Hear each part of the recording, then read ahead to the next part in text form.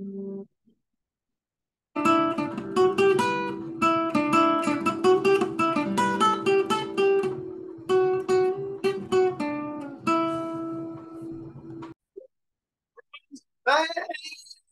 not working out. We are now 11. No. We are now 10, 1, and 0 with a 5-2 win over the New York Rangers on the road. Welcome back to Into the Den, everybody. I am your host, the 100 Bex, and I gotta say, this was a much more fun in game to watch than Tuesday is. Tuesdays was just a stronger evidence of this team's resolve. This was just more fun. Because I mean, let's face it. Original six matchup with two fights going on at the same time. Pristine. Now before we get into like any of the major analysis, first off, click that like button, click that subscribe button, leave a comment leave a comment on whether or not you think Forbort is going to come back ahead of schedule, because it seems like everyone on the Bruins is coming back ahead of schedule, except for McAvoy. He's still working his way back, although he was seen at practice in a normal practice jersey a few days ago. So he might be back sooner than expected. But anyway, just like, comment, subscribe, and click that notification bell. It just helps out with the algorithm. Now let's get on to the rest of the bullshit.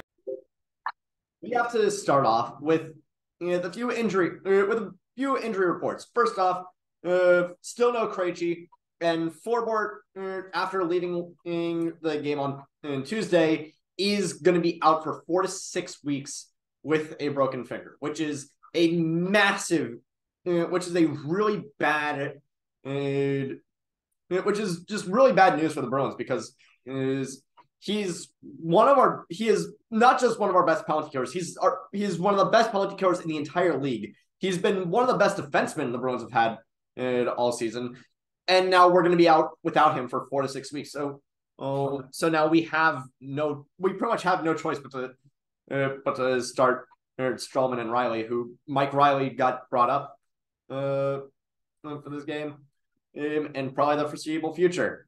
But the big piece that everybody is talking about is Jeremy Swayman. There has been no real timetable for his return, but the Bruins did bring up Keith Kincaid from Providence to fill in. For anybody that wants any sort of analysis on how Keith Kincaid has been doing so far this season, at least in the AHL. Well, first off, the Providence Bruins are also at the top of the standings in the entire AHL, just as the Bruins are at the top of the standings in the entirety of the NHL. But in terms of AHL stats, in 4 games played, he's allowed 11 goals on 141 shots. It's giving him a goals against average of 2.7 and a save percentage of 9.22. Which honestly, those are pretty good stats. I feel pretty confident having him up here. I don't know how long he's going to fill on for Swayman, but at least we have a decent handcuff. Now this game kind of was a bit of a retro and modern fusion. The modern part came with the ESPN broadcast, which I still hate. Not just the fact that it paywalls that it pretty much just paywalls a bunch of hockey fans out of enjoying the games that they love, but also just because the announcers for ESPN suck. I want Jack Edwards and Andy Brickley. I don't want. I don't really have too much of a problem with Bob Washuskin, but he's not Jack Edwards and Andy Brickley. But the retro part, oh boy. First off, the fact that this is just an original six matchup, which I mean, a lot of the NHL doesn't really care nowadays, but and I mean the original six matchups are always fun. And to be honest, are always fun because you get just these teams that have hated these six teams that have hated each other since the very beginning, going at it like 100 years after their creation. But that's not it. But that's not all. The New York Rangers are rocking their absolutely impeccable retro reverse jerseys, and just they look so good. The retro reverse jerseys look so clean.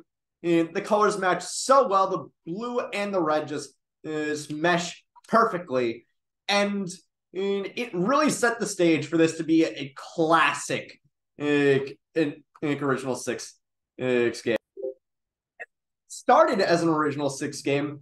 You know why? Because both teams started their fourth line, which is usually where you start out.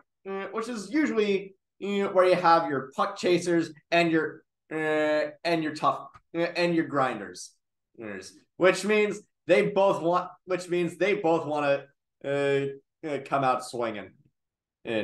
And to be fair, it happens pretty quickly.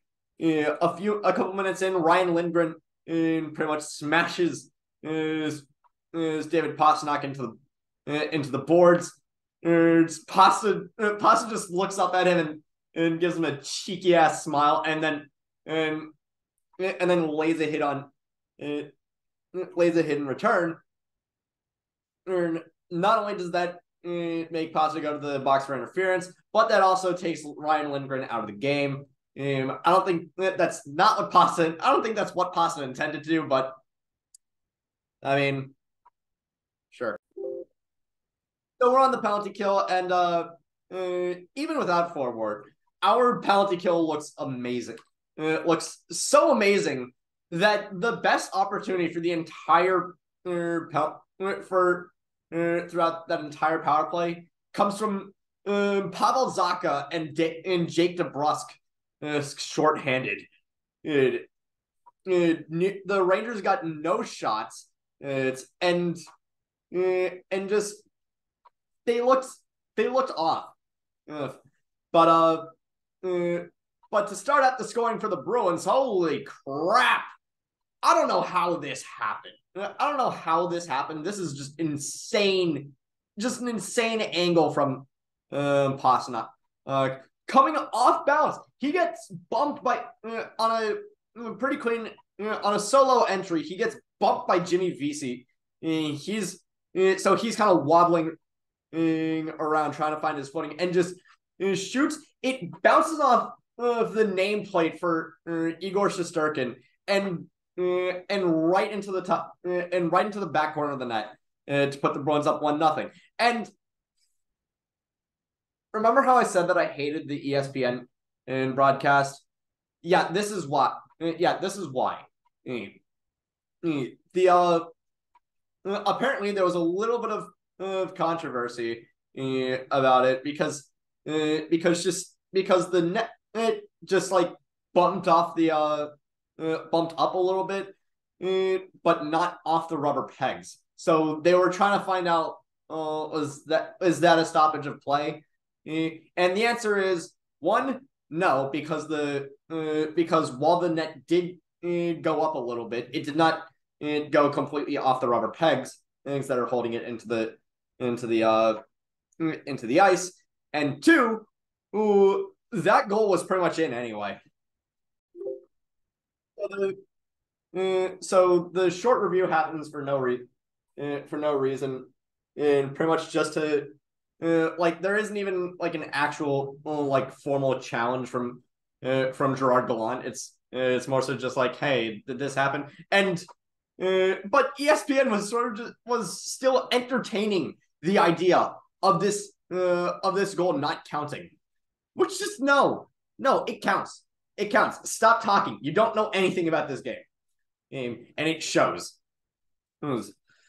So Pasta's goal stands. The Bruins are up 1-0 going into the end of the period. A period in which the Rangers only get 5 shots on goal. Which is never really great, especially when in the tandem of Chris Kreider, who scored like 50 goals last season, Mika Zibanejad, who's just one of your best forwards, and Artemi Panarin, who's competing with Pastrnak, McDavid, and Draisaitl for most points this season, get a combined amount of shots of 0. Those are your 3 best offensive components, and you get 0 shots out of it.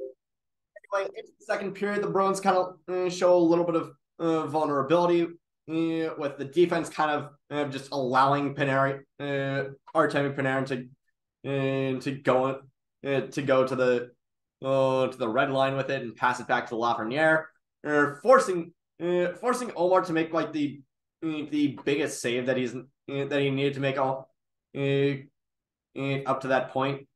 And then we get one of the funniest series of events ever, where Jake DeBrusk on a solo entry gets bumped. He loses his stick. He picks it back up. Gets tripped by Adam Fox, and still manages to make a shot on goal. If he scored on that, no question in my mind, it would show up in next week's Dang It's. But it was just insane. And that sort of like changed the tides of the second period, because we did not have a good power play on that one, and that sort of became in the case of one bad apple spoils the batch, one bad penalty kill spoils the one bad power play spoils the period.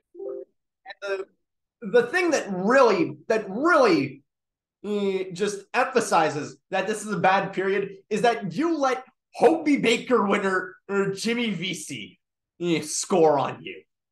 We got VC'd. Oh my God. Mika Zibanejad just sauces it right over Anton Strawman's stick. Anton Strawman needs to stop playing defense with this stick, because he's clearly not good at it. In the Penguins game, he tries to lay a stick on the ground. It just goes right underneath. It just goes right underneath it because he's too slow to put it up to putting it down on the ground. And that causes Evgeny Malkin to score. This game, he has a stick on the ground, and Mika Zibanejad just sauces it over, and it just lays flat on the ground afterwards for Jimmy Vesey to one-time it into the game to tie it up. We allowed Jimmy Vesey to not only score but tie up this game. Pathetic. Now, not long afterwards, we get the part of this game that really emphasized that this is an original 6 matchup.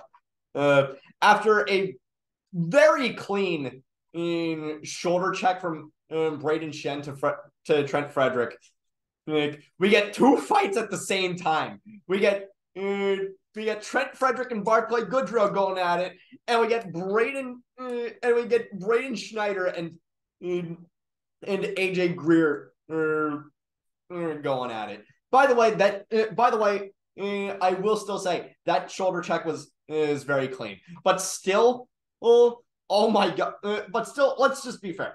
Frederick won his fight, and Greer won his fight. So the Bruins went 2 for 0 on fights there. But we get the not so fun portion of dishing out the instigator penalty. Instigator penalty is so bullcrap. It's just, it makes the game of hockey just so much less fun. Just why is it there? Why? What purpose does it serve? It serves no purpose. Yes. And thank God we kill it. But oh my God, the Bruins look awful during that penalty kill. Well, they get a few. The Rangers get a few good quality shots on us, and we're imitating the Penguins last game in the third period, where we're just standing around doing, just pissing it away. But we still managed to kill the penalty, and near the end of the penalty, we end up getting the unfortunate news that it has been 10 minutes since the last time we had a shot on goal. Well, which just, I guess we were bound to have a pretty weird game like this. The third period, and I won't lie, even though the Bruins scored even though the Bruins scored 4 times in the third period, the Rangers were so much better at just getting back on defense. And it's like you could see the hustle from everybody, just getting back on defense. And it didn't entirely work, but it also was a much better, but it also was a really strong effort for them. This was definitely the first game where I felt like both teams played 60 minutes, and it's just that the better team won in this entire game in this season. And so let's go with let's start with the first goal of the Charlie Coyle and Jacob Trouba are pretty much locked together back to back like Andrei Svechnikov and Zdeno Chara in the 2020 playoffs before something bad happens and Svechnikov just his legs just give out on him.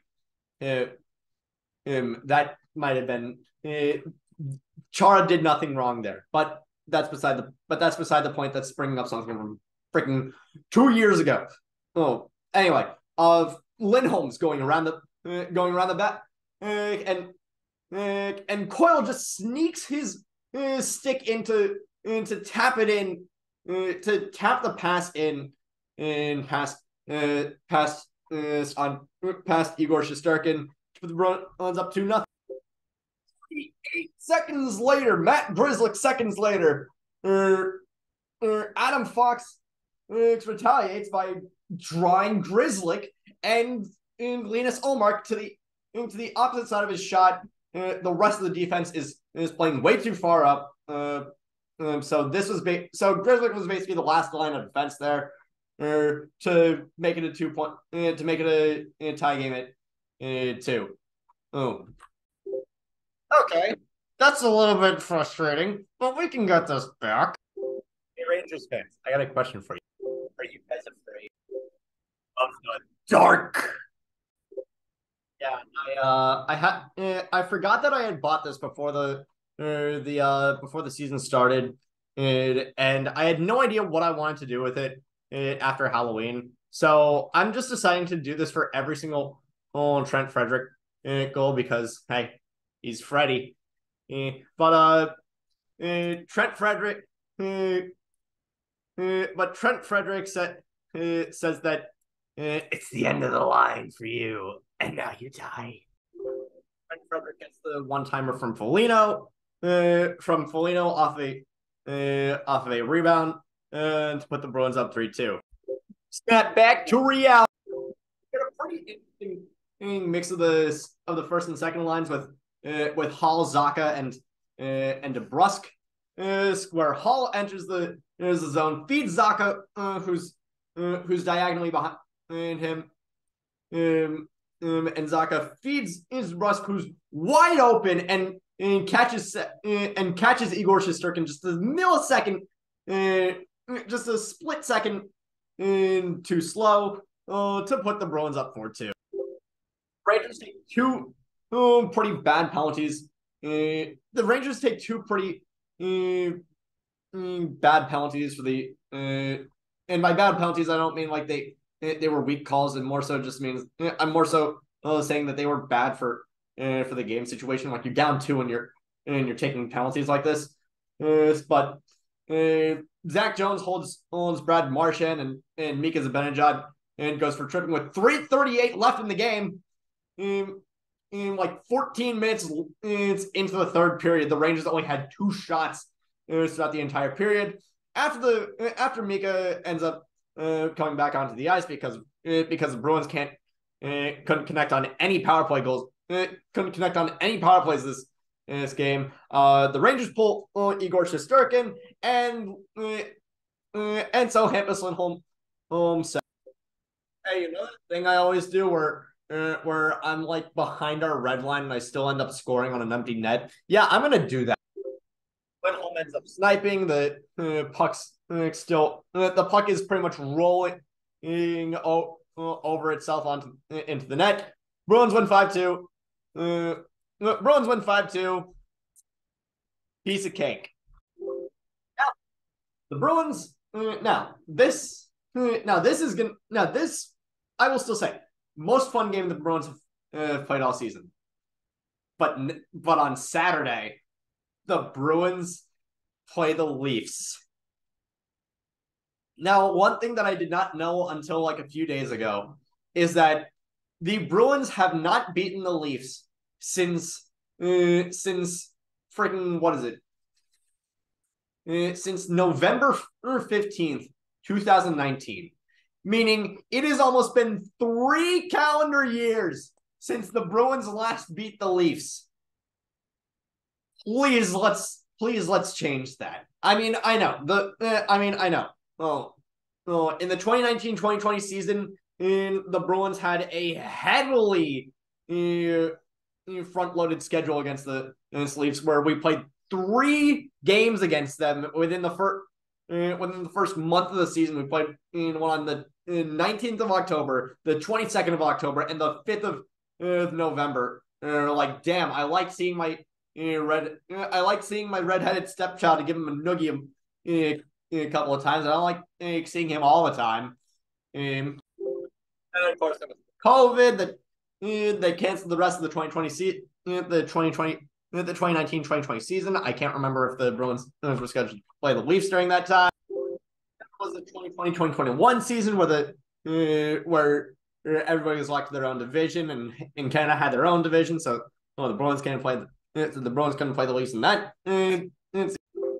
That there was last season where the Bruins just decided they didn't want to play hockey against the Leafs. And again, in that last game of the season, I will still say that Sheldon Keefe hates happiness. Yes. Anyway, this Saturday against the Leafs, the Bruins have the ball is in the Bruins' court. The Leafs just dropped 4 in a row to